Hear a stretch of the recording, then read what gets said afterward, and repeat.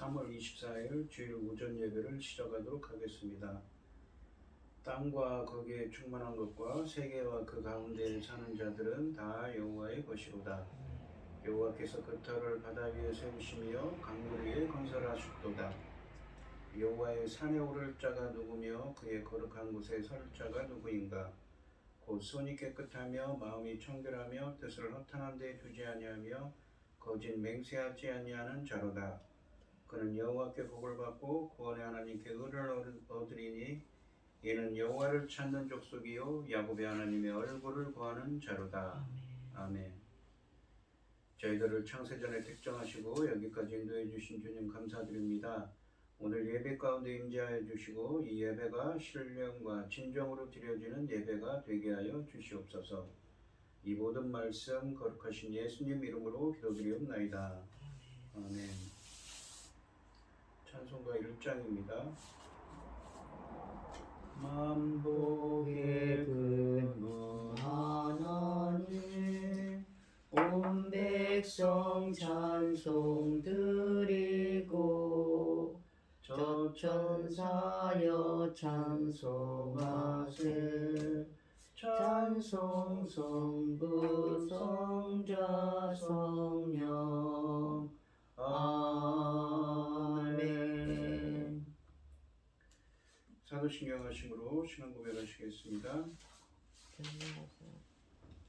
전능하사 천지를 만드신 하나님 아버지를 내가 믿사오며 그 외아들 우리 주 예수 그리스도를 믿사오니 이는 성령으로 잉태하사 동정녀 마리아에게 나시고 본디오 빌라도에게 고난을 받으사 십자가에 못 박혀 죽으시고 장사한 지 사흘 만에 죽은 자 가운데서 다시 살아나시며 하늘에 오르사 전능하신 하나님 우편에 앉아 계시다가 저리로서 산자와 죽은 자를 심판하러 오시리라.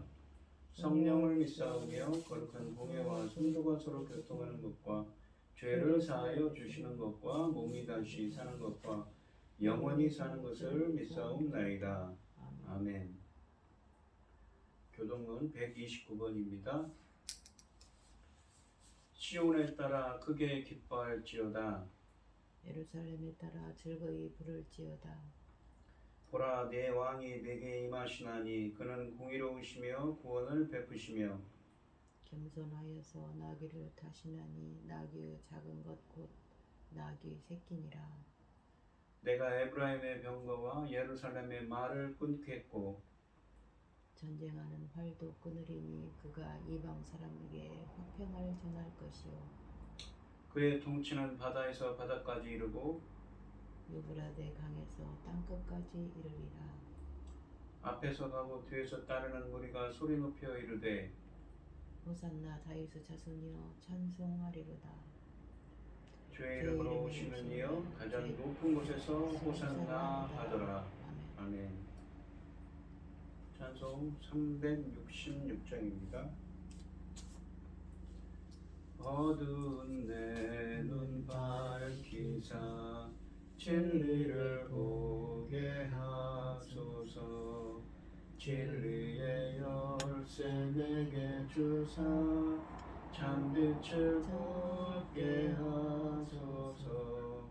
기쁘신 뜻을 알고자 엎드려 기다리오니 내 눈을 뜨게 하소서. 성령이여 약해진 내 귀 여시사 주님의 귀한 음성을 이 귀로 밝히 들을 때에 내 기쁨 한량 없겠네. 기쁘신 뜻을 알고자 엎드려 기다리오니 내 귀를 열어주소서. 성령이여 흉해진 내 입 여시사 복음을 널리 전하고 차가운 내 맘 주사 사랑을 하게 하소서. 기쁘신 뜻을 알고자 엎드려 기다리오니 내 입을 열어 주소서. 성령이여. 아멘. 기도하겠습니다. 여호와께 감사하고 그의 이름을 불러 아뢰며 그가 하는 일을 만민 중에 알게 할지어다. 아멘. 그에게 노래하며 그를 찬양하며 그의 모든 기이한 일들을 말할지어다. 그의 거룩한 이름을 자랑하라. 여호와를 구하는 자들은 마음이 즐거울지로다. 여호와의 그 능력을 구할지어다. 그의 얼굴을 항상 구할지어다. 그의 주의 영을 보내어 그들을 창조하사 지면을 새롭게 하시나이다. 여호와의 영광이 영원히 계속할지며 여호와는 자신에게 행하신 일로 말미암아 즐거워하리로다. 아멘. 천지 만물을 지으신 전능하신 하나님 아버지, 어리석고 보잘것없는 저희를 자녀 삼으시고 아버지의 사랑 가운데 살아가게 하심을 참으로 감사드립니다. 전능하신 아버지 하나님, 지금은 아버지 시대가 시대가 아버지 열매 거둘 시대에 도달하고 있습니다. 이 중대한 시대에 천금 같은 귀한 열매들을 아버지 우리가 하나님께 드려질 수 있도록 아버지 하나님 말씀을 열어가게 하시고 천금 같은 귀한 그 사역을 아버지 감당할 수 있도록 도와주시옵소서. 이 중대한 시대에 저희 나라를 제사장 나라로 세우셨으니 얼마나 귀한 일인지 말로 다 알 수 없습니다. 이 중대한 천금 같은 이 시대에 아버지 하나님 당신의 사랑하는 종 열매 거둘 말씀을 들고 강단에 세우셨으니 참으로 감사드립니다. 이 중대한 열매 거둘 말씀으로 말미암아 아버지의 받으실 기뻐하신 열매들이 넉넉히 나올 수 있도록 도와주시옵기를 간절히 소원하옵소서. 이 모든 말씀 억만 죄악 가운데서 우리를 구원하여 주신 예수 그리스도 이름으로 기도드리옵나이다. 아멘. 오늘 함께 하실 하나님의 말씀은 누가복음 8장 40절로 48절 말씀입니다. 누가복음 8장 40절로 48절 말씀입니다. 교독을 하겠습니다. 예수께서 돌아오심에 무리가 환영하니 이는 다 기다렸음이로라. 이에 회당장인 야이로라 하는 사람이 와서 예수 발 아래 엎드려 자기 집에 오기를 간구하니 이는 자기에게 12살 된 외딸이 있어 죽어감이로라. 예수께서 가실 때에 무리가 밀려들더라. 이에 12해를 혈루증으로 앓는 중에 아무에게도 고침을 받지 못하던 여자가 예수의 뒤로 와서 그의 옷가에 손을 대니 혈루증이 즉시 그쳤더라. 예수께서 이르시되 내 손을 댄 자가 누구냐 하시니 다 아니라 할 때에 베드로가 이르되 주여 무리가 밀려들어 미나이다. 예수께서 이르시되 내게 손을 댄 자가 있도다. 이는 내게서 능력이 나간 줄 알미로다 하신대. 여자가 스스로 숨기지 못할 줄을 알고 떨며 나와 엎드려 그 손댄 이유와 그 나은 것을 모든 사람 앞에 말하니 예수께서 이르시되 딸아 내 믿음이 너를 구원하였으니 평안히 가라 하시더라. 아직 말씀하실 아멘. 때는 아멘. 찬송 543장입니다. 어려운 일 당할 때 나의 믿음 적으나 의지하는 내 주를 더욱 의지합니다. 세월 지나갈수록 의지할 것뿐일세. 무슨 일을 당해도 예수 의지합니다. 성령께서 내 마음 밝히 비춰주시니 인도하심 따라서 주만 의지합니다. 세월 지나갈수록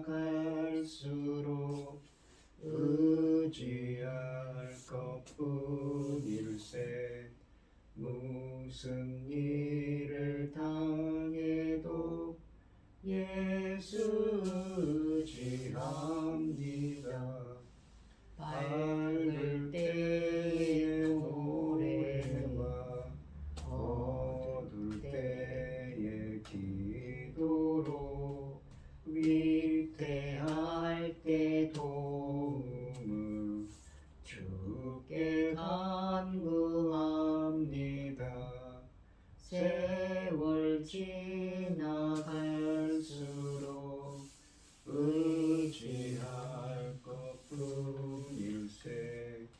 무슨 일을 당해도 예수 지합니다.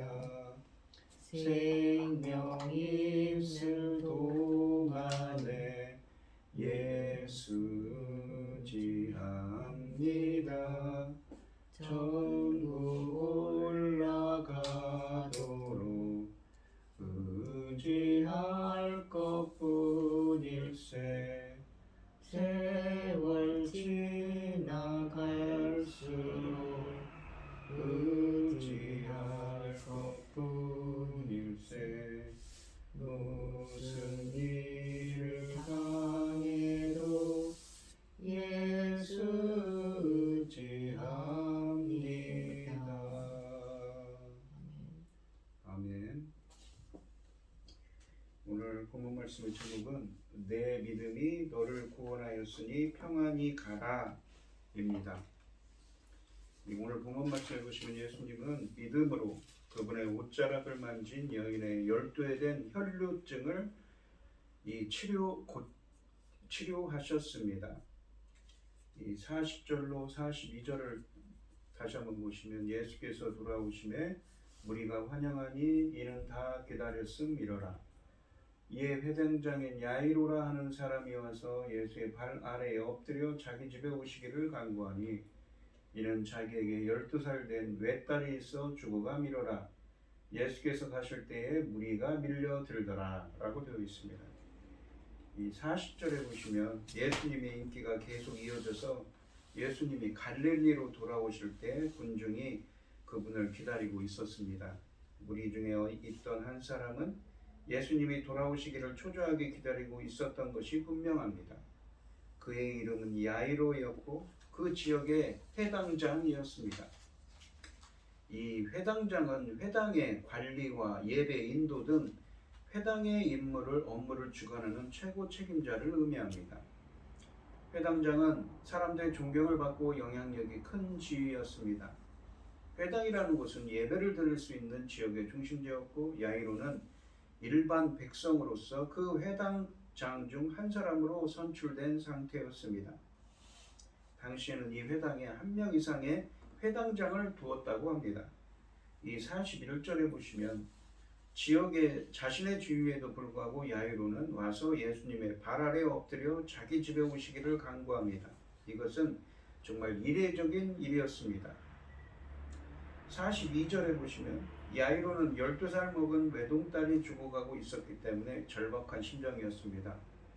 오늘날로 말하면 주류 고단, 그러니까 장로교나 감리교나 침례교 같은 이런 주류 고단에 존경받는 목회자가 시의 외곽에 지도자나 그러니까 장로나 목사님이 되겠죠. 이런 사람들이 지도자가 시의 외곽에 설치된 텐트를 찾아가 손해 죽인 신유 치료사에게 도움을 구하러 가는 것과 같았습니다. 당시 예수님은 위대한 인물이라고는 한 명도 배출하지 못한 미천한 나사렛 출신의 순회 설교자로 사람들에게 여겨졌습니다. 그러나 이 회당장인 야이로의 상황은 절박했습니다. 야이로의 절박한 상황 때문에 별 볼 일 없어 보이는 것 같은 이 사람에게 도움을 구하려고 찾아가게 되었던 것입니다. 딸을 사랑하는 아버지로서의 위치가 회당 지도자로서의 지위보다 더 중요했습니다. 그는 자신에 대한 모든 체면을 벗어버리고 수많은 사람들을 고쳐주던 그 사람에게 직접 나아간 것입니다.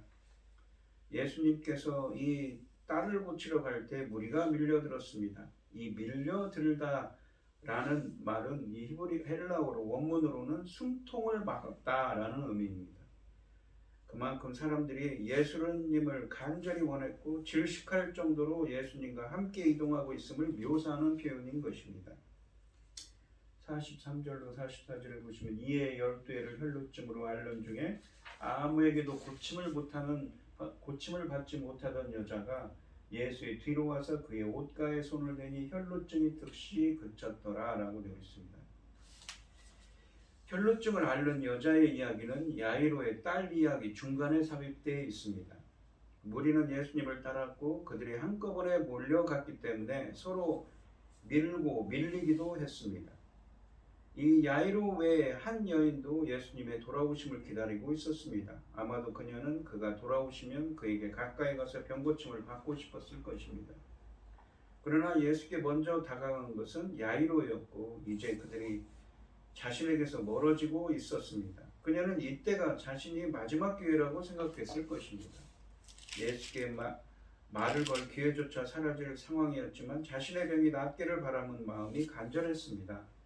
그래서 43절에 보시면 이 여인이 12해를 혈루증으로 앓는 중에 아무에게도 고침을 받지 못하였다고 말씀하고 있습니다.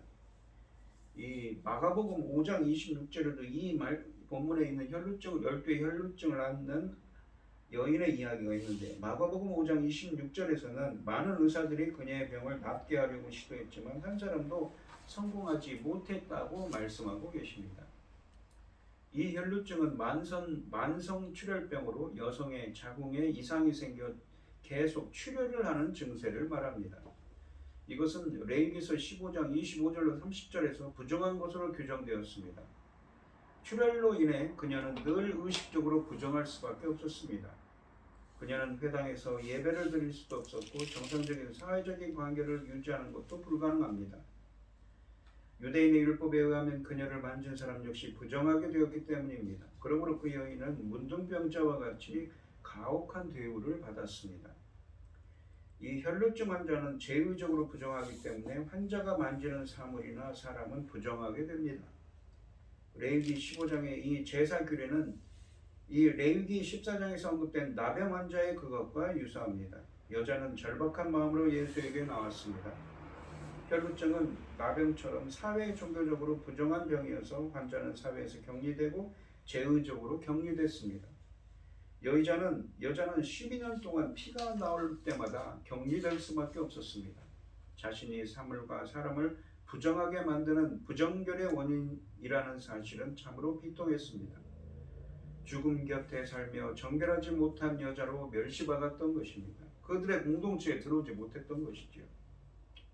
이 유대사회에서 부정과 정결은 사회를 유지하는 원리였고 유대인의 정체성을 규정하는 표지였다고 합니다. 여자는 오랜 투병 생활로 나약해진 몸을 이끌고 몰래 예수님의 옷자락을 만졌습니다. 그녀가 무리의 대열에 있는 것에도 용기가 필요했습니다. 무리 중에 뒤섞여 그녀와 부딪히고 있는 모든 사람들이 그녀의 상태를 알았다면 그녀는 상당히 거친 대우를 받았을 것입니다. 그럼에도 불구하고 그녀는 필사적으로 예수님이 필요했습니다. 그래서 그녀는 사람들을 헤집고 예수님의 뒤로 와서 그 옷가에 손을 댔습니다. 그 여자는 예수님이 자신을 고치실 수 있다고 심지어 접촉만으로도 그럴 수 있다고 믿고 있습니다. 그래서 다가와서 그분 겉옷에 손을 만진 것입니다. 예수님이 그녀의 상태를 아시면 자신도 의식적으로 부정해지기 때문에 예수님은 그녀와의 접촉을 거절하실까 두려워했을 것입니다. 그래서 그럴 수밖에 몰래 와서 만질 수밖에 없었던 것이죠. 그리고 예수님을 함께한 무리가 자신이 그들 가운데 끼어있는 모험을 감행했다는 것을 알게 될까 염려했을 것입니다. 그래서 그녀는 예수님을 만진 후 되도록 아무도 모르게 빠져나가려고 했을 것입니다. 이 유대인 남자들은 민수기 15장 38절로 40절의 규례에 따라서 옷자락에 술을 달았다고 합니다. 그녀가 예수님을 만지는 순간 혈루증이 그쳤습니다. 그 여자가 예수님을 만져서 그분을 부정하게 만드는 대신 예수님의 능력이 곧바로 그녀를 깨끗하게 만들었습니다. 여기에서는 이 여자에게서는 부정하게 하는 피가 흘러나왔으나 예수님에게서 정결하게 하고 치유하는 능력이 흘러나왔습니다. 원칙적으로는 부정한 여자가 예수님의 몸에 손을 댔으므로 예수님은 일정 기간 정결 의식을 행해야 하고 그녀는 여자는 징계를 받아야 합니다. 그러나 예수님의 능력이 부정을 정결하게 만들었기 때문에 예수님은 부정에 오염되지 않았고 거룩함이 그녀에게 전달되었던 것입니다. 오랫동안 병의 상태에 민감했던 여자는 곧바로 출혈이 멈추고 몸의 원기가 회복되는 것을 체험했습니다. 그녀의 고통이 사라지고 자신의 병이 나았음을 그녀가 알게 됐습니다. 12년간에 걸쳐 고통을 받아왔지만 한순간에 그 출혈이 완전히 사라져버린 것입니다. 이 여인의 믿음은 야이로의 믿음보다 더 큽니다.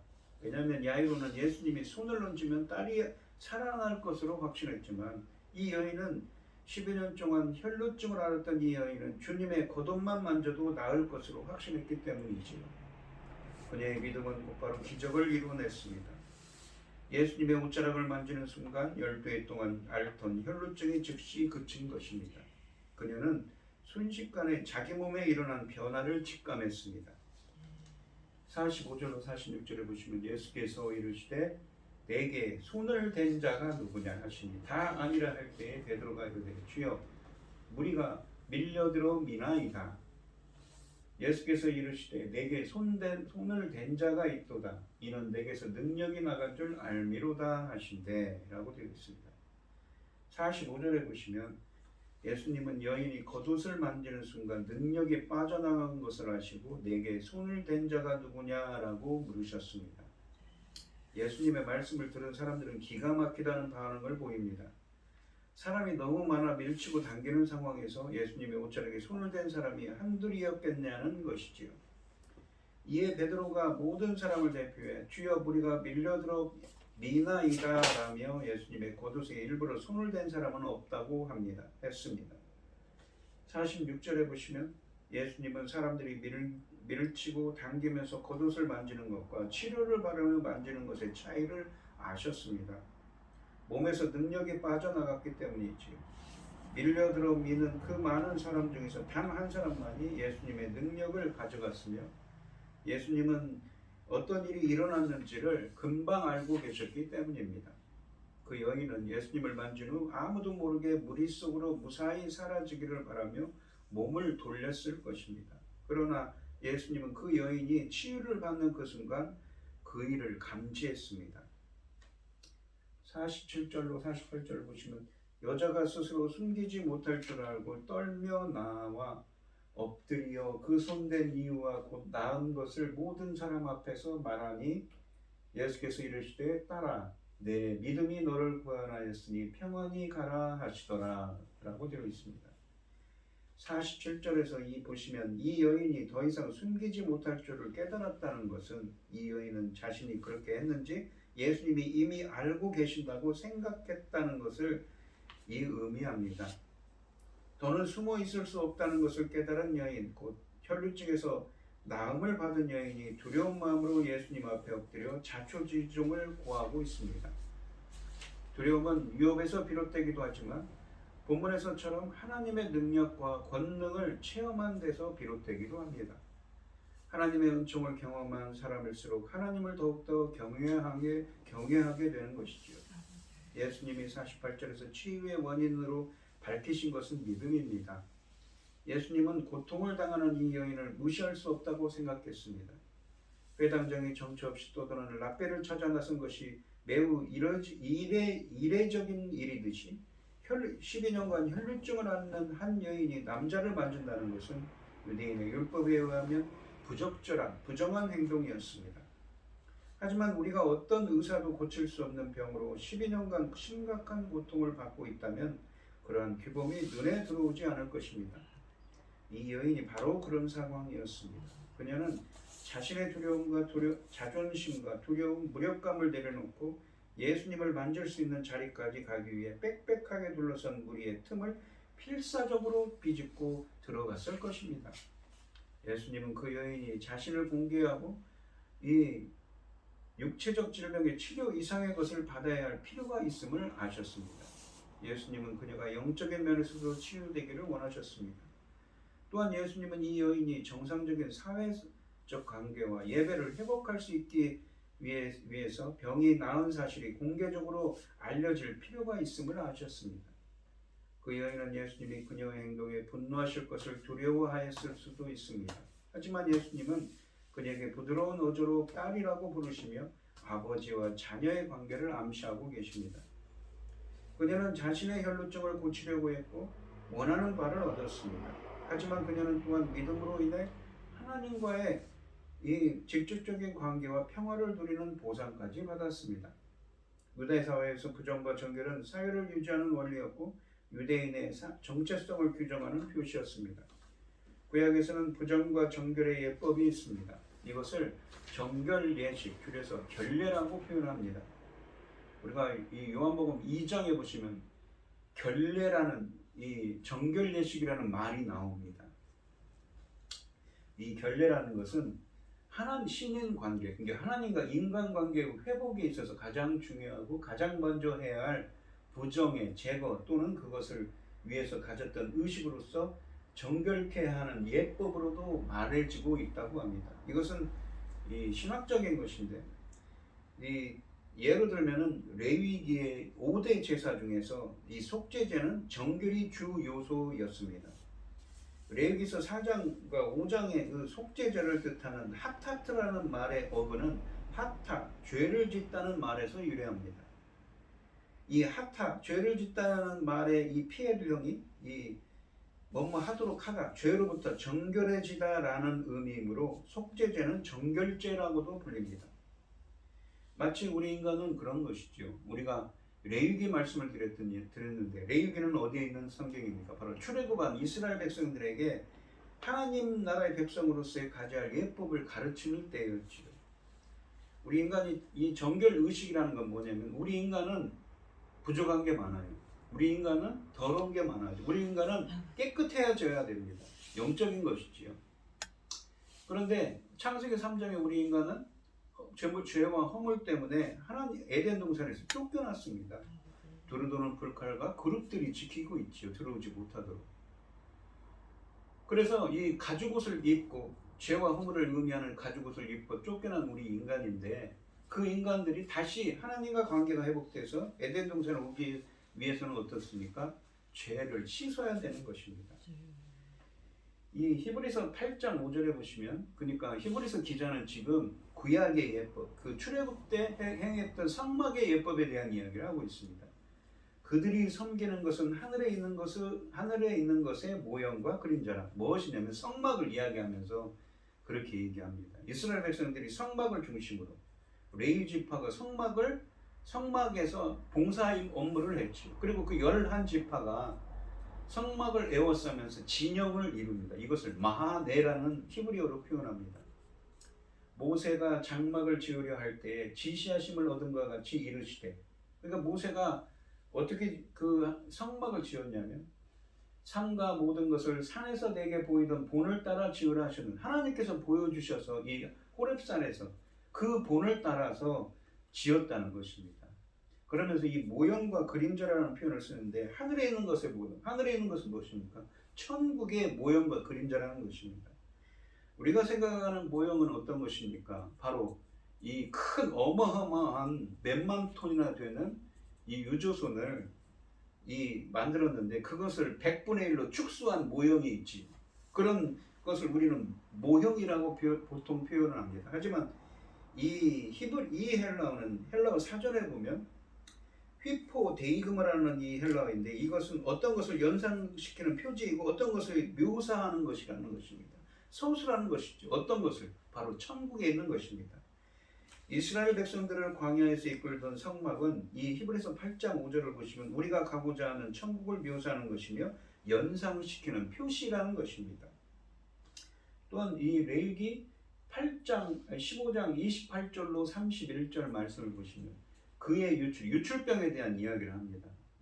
그의 유출이 그치면 이래를 센 후에야 정하리. 정하다는 것은 부정한 것이 없어졌어요. 정해졌어요.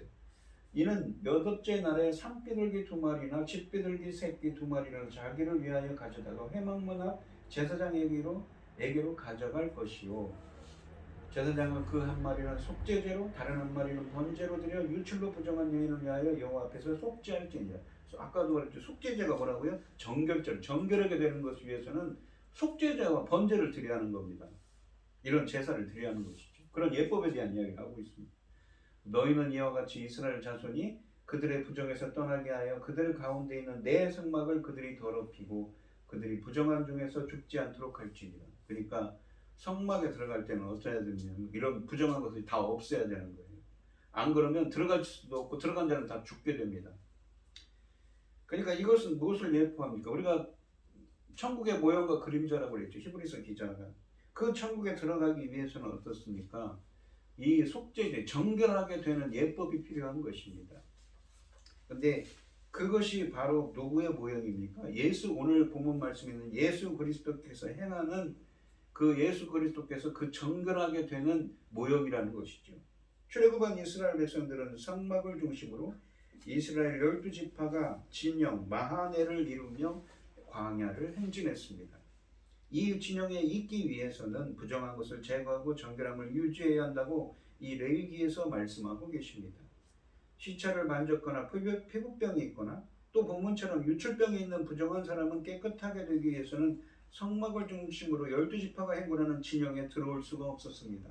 즉 주님의 임재가 계신 곳, 즉 하늘에 있는 것의 모형인 성막에 들어가기 위해서는, 천국에 들어가기 위해서는 어떻습니까? 가까이 가기 위해서는 결례, 정결 의식이 필요하다는 것이죠. 거기에는 제사도 필요한 것입니다. 히브리서 1장 3절을 보시면 이는 하나님의 영광의 광채시여 그의 본체의 형상이시며 누구냐면 예수님에 대해 이야기하면서 이런 말을 합니다. 히브리서 기자가요. 그의 능력의 말씀으로 만물을 붙드시며 죄를 정결하게 하는 일을 하시고 죄를 깨끗하게 하시는 일을 합니다. 오늘 본문에 있는 레위기에 있는 것처럼 말입니다.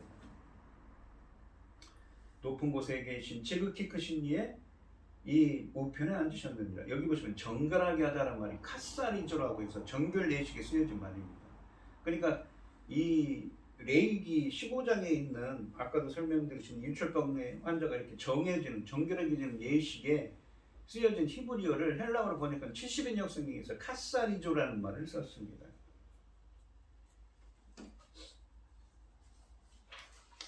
이 히브리서 9장 13절로 14절에 보시면 염소와 황소의 피와 및 암송아지의 죄를 부정한 자에게 뿌려 그 육체를 정결하게 하여 거룩하게 하거든 하물며 영원하신 성령으로 말미암아 흠없는 자기를 하나님께 드린 그리스도의 피가 어찌 너희 양심을 죽은 행실에서 깨끗하게 하고 살아계신 하나님을 섬기게 하지 못하겠느냐라고 합니다.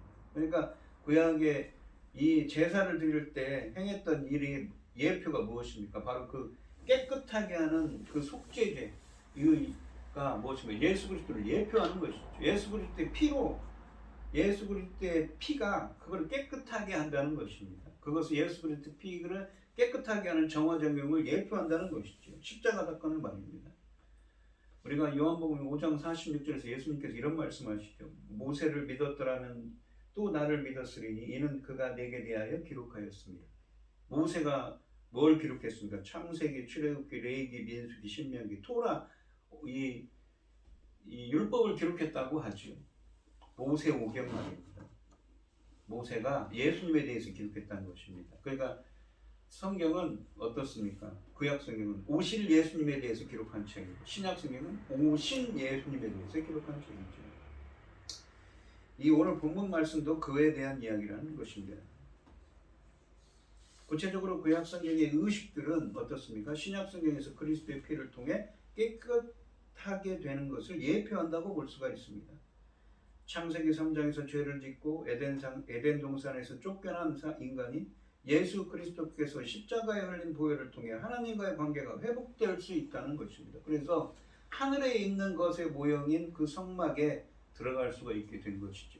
마치 그런 것처럼 오늘 유출병에 있는 환자는 구약에서는 그러한 예식들이 필요했는데 그것이 신약에 와서는 예수 그리스도에 의해서 대체된다는 것입니다.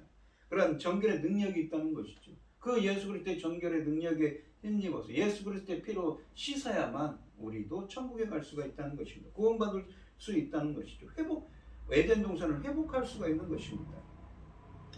그래서 이 말씀은 정결의 능력을 가지신 예수 그리스도의 권능에 의해서만이 우리가 가고자 하는 천국에 가까이 나아갈 수 있음을 보여주고 계십니다. 신학적으로 이런 의미가 있다는 겁니다. 48절 누가복음 8장 48절을 다시 보시면 예수께서 이르시되 딸아 내 믿음이 너를 구원하였으니, 그러니까 이 딸은 자기의 병을 치유할 수 있는 분은 예수님밖에 없다고 생각을 했어요. 예수님만이 그렇게 하실 수 있다고, 그 믿음이 너를 구원하였으니, 구원이란 말이 이 소조라고 해서 헬라어로 우리가 로마서나 그런 곳에서 쓰이는 구원받다는 의미입니다. 똑같은 것입니다. 평안히 가라 하시더라. 신학적으로 그런 거죠. 이 구원하다라는 말은 헬라어로 소조인데, 이거는 일상적으로 죄 사함을 받아 영적으로 완전해졌다는 의미를 가집니다. 예수님은 이 여인이 영생을 받을 만한 믿음을 지녔다고 말씀하고 계신 것이죠. 그러므로 예수님이 그녀의 육체적인 질병뿐 아니라 죄도 용서하고 하나님 나라에 들어가게 하신 것을 이 단어를 사용해서 묘사하고 있는 것입니다. 그리고는 이 평안히 가라 하시더라라고, 이 평안이라는 말은 헬라어로 우리가 히브리어에 보면 샬롬이라고 말하는 평강, 평화, 화목을 뜻하는 그 단어의 70인역인 이 헬라어인 에이레네라는 말을 썼습니다. 그리고 가라라는 말은 뭐냐면 포리오마이라고 해서 인생의 길을 걸어가다, 상징적인 의미가 있습니다. 인생의 길을 가라는 거죠. 어떻게 해요? 평안의 길로 가라는 것입니다. 평안이란 말은 헬라어로 에이레네로서 히브리어의 샬롬에 해당하는 말입니다. 샬롬, 히브리어의 샬롬을 이 70인역 성경인 헬라어로 번역한 성경에 보시면 에이레네라고 되어 있습니다. 이 말씀은 하나님의 평화가 그대의 것이라는 뜻의 유대교의 관습적인 인사말이었습니다. 그러나 여기에서는 작별 인사 이상의 의미를 가집니다. 곧 이 말은 신학적으로 그리스도를 통한 구원을 통해 주시는 영혼의 평온한 상태입니다. 예수 그리스도를 통해서 구원받은 자가 이게 주어지는 평온한 상태, 그리고 하나님의 관계가 회복된 상태를 의미합니다. 그러니까 이 여인은 지금 어떻습니까? 그 유출병을 앓던 이 여인이 하나님께 나아갈 수가 없죠. 우리가 구약의 예법을 통해서 이야기를 했습니다. 성막을 통해서 천국을 갈 수가 없어요. 천국의 모형과 그림자라고 히브리서 기자가 그러지 않습니까? 자신의 몸을 깨끗하게 해야 하는 예법이 있어요. 근데 그것이 누구로 신약에 와서 누구를 예표한다고, 누구의 모형과 그림자라고? 바로 예수 그리스도. 특히 예수 그리스도께서만 그 권능을 갖고 계신 것입니다. 예수님은 그녀를 낫게 하고 하나님과의 관계를 회복하고 구원할 수 있는 원천이 그의 옷에 있는 것이 아니라 오히려 그녀를 구원할 수 있는 유일하신 한 분께 나온 그녀의 믿음에 있다고 설명했습니다. 그녀는 이 몸에 대해서는 건강의 회복을, 영혼에 대해서는 정결의 능력을 가지신 주님의 권능으로 씻음받고 영원한 구원을 얻고 하나님과의 관계가 회복되었습니다. 단순히 호기심 어린 눈으로 예수님을 지켜보는 무리와 그를 만지기 위해 안간힘을 쓰는 한 여인의 태도는 대조적인 것이었습니다. 오늘날 많은 사람들이 예수님을 그나마 어렴풋이 알고 있지만 이러한 피상적이고 순간적인 만남으로는 그들의 삶에 어떤 것도 변화되거나 개선되지 않습니다. 하나님의 치유의 능력을 발휘하게 하는 것은 믿음뿐이었습니다. 그의 자비가 당신의 몸과 영혼을 치유하고 구원해 주실 것을 알고 그를 믿는 믿음으로 그에게 나아가시기 바랍니다. 오늘 이 시간 12년 된 혈루증으로 고생하던 여인처럼 여러분도 믿음을 갖게 해주셔서 주님이 주시는 평강과 구원을 체험하는 여러분들이 되시기를 축원드리겠습니다. 기도하겠습니다. 하나님 아버지 감사합니다. 12년 동안 혈루증을 앓던 이 여인은 자신의 그 유출병으로 고생하고 있었습니다. 그는 부정한 여인으로 취급받아서 유대 공동체로부터 업신여김을 받고 소외되는 사람이었습니다.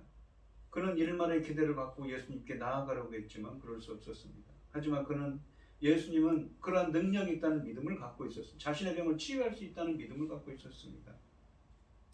바로 누구입니까? 예수님만이 정결의 능력, 죄를 깨끗하게 씻을 수 있는 정결의 능력, 예수 그리스도의 피로 씻음 받아야만 우리는 하나님과의 관계가 회복될 수가 있습니다. 주님께 나아갈 수가 있는 것이죠. 그래서 예수님은 너의 믿음이 너를 구원하였다라고 말하면서 평안히 가라라고 하십니다. 주님과의 관계가 구원받은 자로서 병도 치유받고 영혼이 그의 영혼은 구원받고 하나님과의 관계가 완전히 회복되어서 평온한 상태로 샬롬, 평강을 누리며 인생의 길을 걸어가게 되었습니다. 저희들에게도 이 12년 동안 혈루증을 앓던 여인에게 있었던 믿음을 주시옵시고 저희들의 영혼의 구원의 길을 체험할 수 있도록 해주셔서 저희들도 주님이 주시는 평강과 평화의 삶을 누릴 수 있도록 주님 은혜 베푸시고 함께하여 주시옵소서. 이 모든 말씀 거룩하신 예수님 이름으로 기도드리옵나이다. 아멘. 찬송가 288장을 하시고 축도하심으로 오늘 예배를 마치겠습니다. 예수를 나의 구주 삼고 성령과 피로써 거듭나니 이 세상에서 내 영혼이 하늘의 영광 누리도다. 이것이 나의 간증이요 이것이 나의 찬송일세. 나 사는 동안 끊임없이 구주를 찬송하리로다. 온전히 주께 맡긴내요 사랑의 음성을 듣는 중에 천사들 왕래하는 것과 하늘의 영광 보이로다. 이것이 나의 간증이요 이것이 나의 찬송일세. 나 사는 동안 끊임없이 구주를 찬송하리로다. 주 안의 기쁨 누림으로 마음의 풍랑이 전전하니 세상과 나는 간곳 없고 구속한 주만 보이도다. 이것이 나의 간증이요 이것이 나의 찬송일세. 나 사는 동안 끊임없이 구주를 찬송하리로다. 아멘. 기도하겠습니다. 우리에게 모든 것을 주신 하나님 참 감사드립니다. 이 시간 하나님께서 주신 많은 은혜와 사랑에 감사드리며 주님께 귀한 예물을 드리는 손길을 드리겠습니다. 오늘 주신 말씀처럼 12년간 혈루증을 앓던 여인이 예수님의 옷깃이라도 만지면 병을 낫겠다는 그 믿음이 있었습니다. 그 믿음으로 그는 구원을 받고 평강의 삶을 살게 됐습니다. 저희들에게도 이 여인과 같은 믿음을 주시옵시고 주님의 정결의 능력으로 구원의 능력으로 저희들에게도 그러한 구원의 능력을 체험하게 하여 주셔서 평강한 삶을 누릴 수 있도록 함께하여 주시옵소서. 오늘 이 시간 주님의 은혜에 감사드리며 주님께 귀한 예물을 드리는 손길들이 있습니다. 드려지는 손길마다 주님께서 기억하여 주시옵시고 이 간구와 기도에 귀 기울여 주시고 응답하여 주셔서 주님의 기뻐하시는 뜻을 향할 수 있도록 인도하여 주시옵소서. 기뻐받아 흠양하여 주실 줄 믿사오며 이 모든 말씀 거룩하신 예수님 이름으로 기도드리옵나이다. 아멘. 이제는 주 예수 그리스도의 은혜와 아버지 하나님의 극진하신 사랑과 성령의 교통하심이 평강의 예수 그리스도의 구원의 능력을 체험하고 평강의 삶을 살기를 소원하는 성도들 머리머리 위에 이제로부터 영원히 함께 있을지어다. 아멘. 아멘.